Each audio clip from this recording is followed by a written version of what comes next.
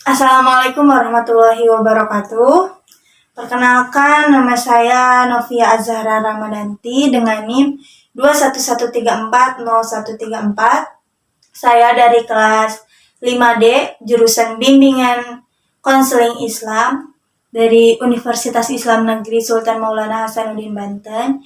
Jadi, pembuatan video ini ditujukan untuk memenuhi tugas ujian tengah semester mata kuliah mikrokonseling. Jadi di video ini itu saya akan membuat pengadministrasian sosiometri karena tugasnya itu ada dua. Yang pertama itu pengadministrasian tentang need assessment. Yang kedua itu ada pembuatan makalah. Jadi di video kali ini itu akan untuk pembuatan pengadministrasian sosiometri. Selamat menyaksikan.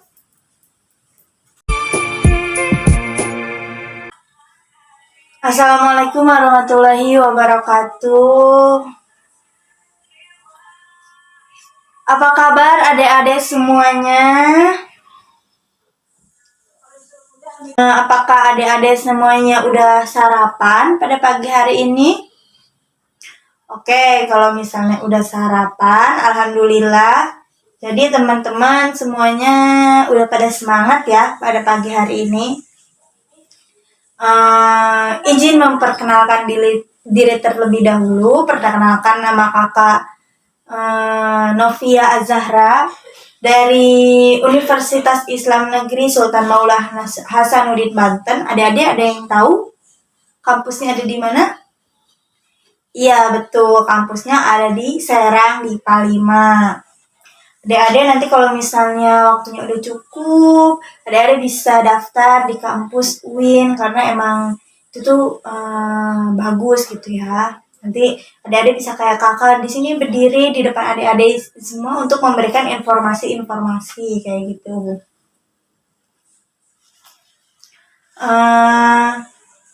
Adik-adik di sini ada yang tahu nggak sih kakak mau ngapain? Oke, pada nggak tahu kan pastinya. Jadi kakak di sini ini pengen tahu kemampuan adik-adik itu dalam belajar itu kayak gimana, dalam mengetahui temannya satu sama lain itu kayak gimana. Jadi kakak di sini mau ngasih satu soal yang bakal adik-adik itu jawab. Jadi kakak itu akan melakukan pengadministrasian sosiometri. Ada yang tahu nggak sosiometri itu apa? Oke, kalau nggak ada yang tahu, kakak mau jelasin nih. Jadi sosiometri itu alat ukur yang digunakan untuk mengetahui batas dan kemampuan adik-adik semuanya. Jadi bertujuan untuk mengetahui kemampuan adik-adik di sekolah itu kayak gimana. Tapi adik-adik jangan risau karena kakak sendiri diutus dari sekolah kakak untuk mengetahui kemampuan adik-adik ini lewat persetujuan dari sekolah. Jadi kakak juga harus menjaga rahasia adik-adik ini. Milihnya nanti ada satu soal. Jadi soalnya itu dikasih dari kakak yang akan dijawab untuk adik-adik. Jadi soalnya itu gak gampang banget, gak harus mikir, gak harus mikir keras kayak gitu, bukan tentang pengetahuan. Jadi nanti juga kakak akan merahasiakan rahasia adik-adik yang akan adik-adik pilih nanti. Udah siap belum? Oke, kalau udah, sekarang siapkan satu lembar kertas dan satu pulpen.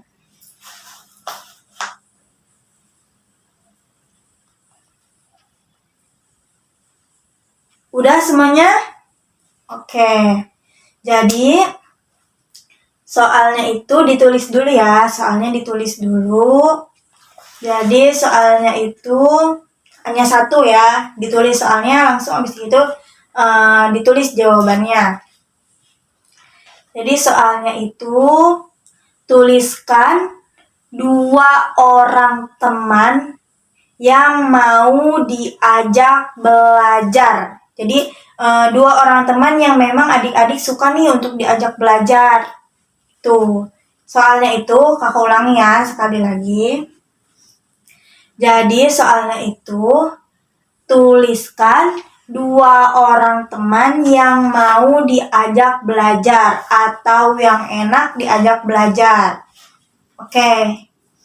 Silahkan untuk mengisi hanya 2 ya teman-teman yang teman-teman sukai. Hanya 2, nggak boleh lebih.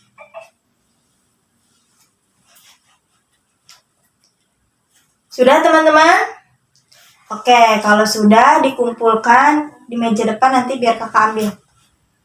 Oke, terima kasih sudah memperhatikan dari awal. Terima kasih yang sudah mengisinya dengan baik. Terima kasih kepada teman-teman semuanya, kepada adik-adik semuanya yang telah membantu kakak untuk menyelesaikan tugas kuliah kakak.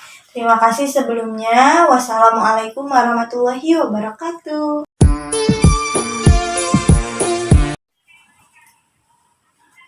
Oke. Setelah saya melakukan pengadministrasian sosiometri, selanjutnya saya akan menerangkan tentang tabulasi data. Jadi setelah saya melakukan pengadministrasian, lalu saya membuat tabulasi untuk mengetahui seberapa banyak dan seberapa dikit yang dipilih oleh teman-teman di kelas tersebut. Jadi saya telah melakukan observasi, telah lewat pengumpulan data, dan saya jumlahkan lewat inisial, jenis, pilihan 1, pilihan 2, dan jumlah yang dipilih oleh teman-teman di kelas tersebut. Jadi di sini itu yang pertama itu yang akan saya jelaskan ada inisial. Jadi saya mengambil 10 orang responden dan nama-namanya itu saya inisialkan. Yang pertama itu A sampai J, dan jenis kelaminnya di sini saya tulis ada perempuan dan laki-laki. Dan untuk pilihannya juga saya gunakan inisial, supaya kan di sini juga kita menggunakan asas kerahasiaan seperti itu. Jadi setelah itu saya membuat tabulasi data menggunakan pilihan-pilihan seperti ini supaya saya mengetahui seberapa banyak pilihan-pilihan yang teman-teman di kelas tersebut itu dipilih. Jadi untuk simbol itu, untuk segitiga itu laki-laki, persegi itu jadi pilihannya itu segitiga itu untuk perempuan dan persegi itu untuk laki-laki. Dan di sini juga ada garis lurus dan garis potong.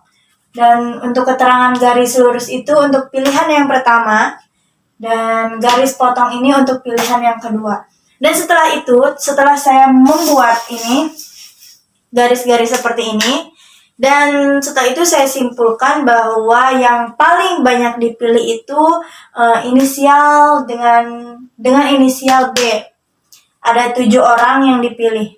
Sebelah sini ini tuh jumlah yang dipilih seperti itu. Ini jumlah yang dipilih. Jadi yang paling banyak itu yang dipilih itu si B, ada 7 orang. Dan yang kedua itu ada si A, ada 3 orang. Dan yang tidak dipilih sama sekali itu ada di inisial huruf J. Itu tidak ada yang milih sama sekali.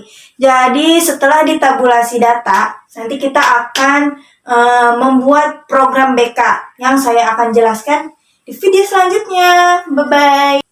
Jadi di sini itu yang pertama itu yang akan saya jelaskan ada inisial. Jadi saya mengambil 10 orang responden dan nama-namanya itu saya inisialkan.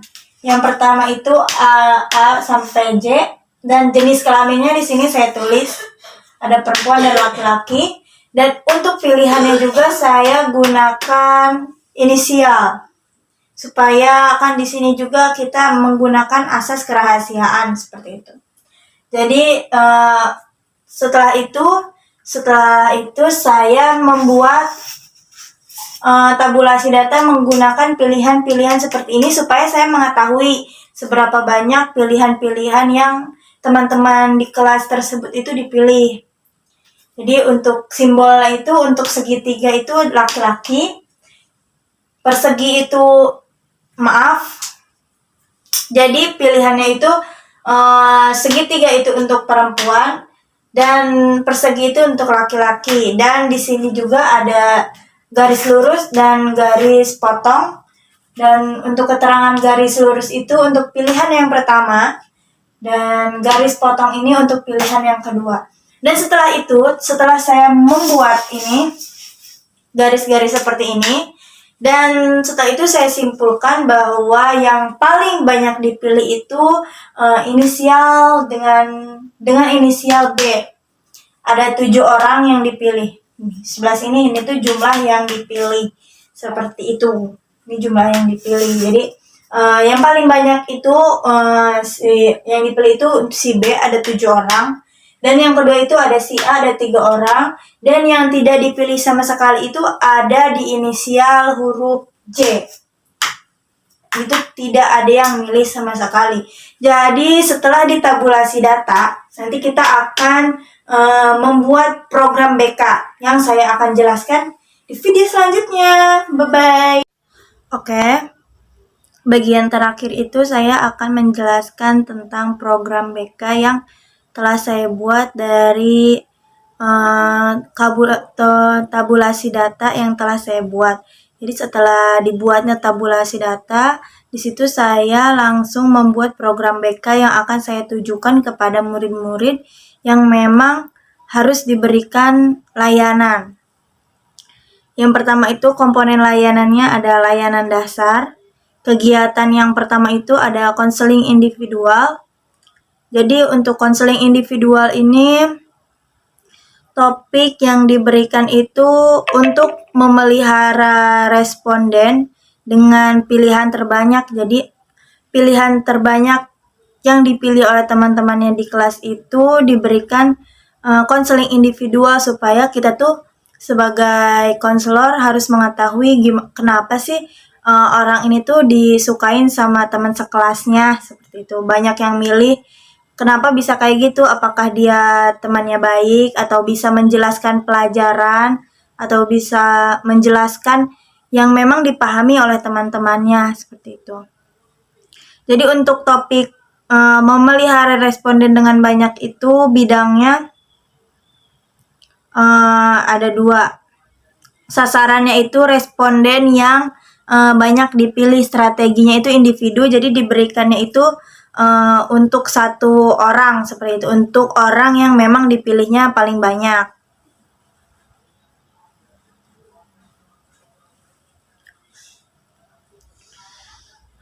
Jadi pelaksanaannya itu untuk 2 pertemuan. Jadi 1 pertemuannya itu ada 45 menit. Pelaksananya itu konselor sendiri. Untuk yang kedua itu dari topik layanan konseling individual itu untuk mengentaskan masalah responden dengan pilihan paling sedikit. Sasarannya itu responden yang tidak dipilih. Nih, teman-teman bisa lihat di atas ini. Jadi biar teman-teman tuh mengerti apa yang saya bicarakan seperti itu. Jadi strateginya itu untuk individu. Jadi topik ini itu diberikan untuk mengentaskan masalah kepada murid yang memang tidak dipilih oleh temannya. Ada murid dengan inisial J, itu tuh emang nggak dipilih sama sekali sama teman-temannya, entah memang dianya pendiam atau memang dianya jarang masuk kelas, makanya emang nggak dipilih gitu sama teman-temannya. Soalnya kan soal yang saya berikan itu 2 pilihan teman yang memang sering, yang enak gitu diajak untuk belajar. Emang mungkin si J ini susah untuk diajak belajar atau memang jarang masuk kelas seperti itu, makanya memang tidak dipilih sama teman-temannya, atau emang orangnya itu pendiam atau emang orangnya itu pokoknya banyak perkiraan-perkiraan yang memang si J ini nggak dipilih sama temennya seperti itu.